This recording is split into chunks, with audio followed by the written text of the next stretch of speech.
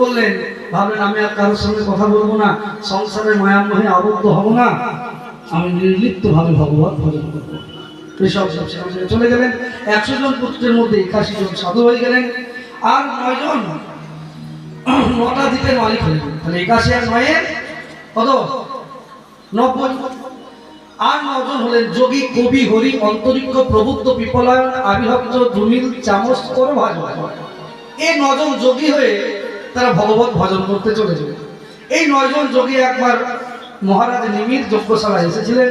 মহারাজ নিমি তাদেরকে প্রণাম করে উচ্চ আসন প্রদান করলেন এবং বিভিন্ন সুন্দর সুন্দর প্রশ্ন করেছিলেন। সেই সমস্ত প্রশ্ন আর সেই সমস্ত উত্তর শ্রীমদ্ ভাগবতে নবযোগেন্দ্র সংবাদ নামে প্রচলিত প্রচারিত। সেই নবযোগেন্দ্র সংবাদ আমরা শ্রীমদ্ ভাগবত সপ্তাহের শেষ দিনে শ্রবণ করব। 90 আর 9 কত? 99। আর একজনের নাম ভরত। এই ভরতের থেকে এই দেশের নাম ভারতবর্ষ। ভরতকে রাজা করা হলো।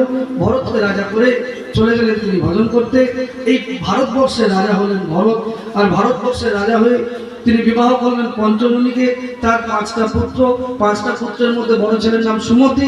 তিনিও দীর্ঘদিন রাজত্ব করার পর দেখলেন যে এই জীবনটা হচ্ছে ভগবত ভজনের জন্য, সংসারের জন্য নয়। তাই নিজের ছেলে সুমতিকে তিনি রাজত্ব দিয়ে তিনি ভগবানের ভজন করার জন্য চলে গেলেন পুলহ ঋষির আশ্রমে, নেপালে গণ্ডকী নদীর তীরে। তাই গণ্ডকী নদীর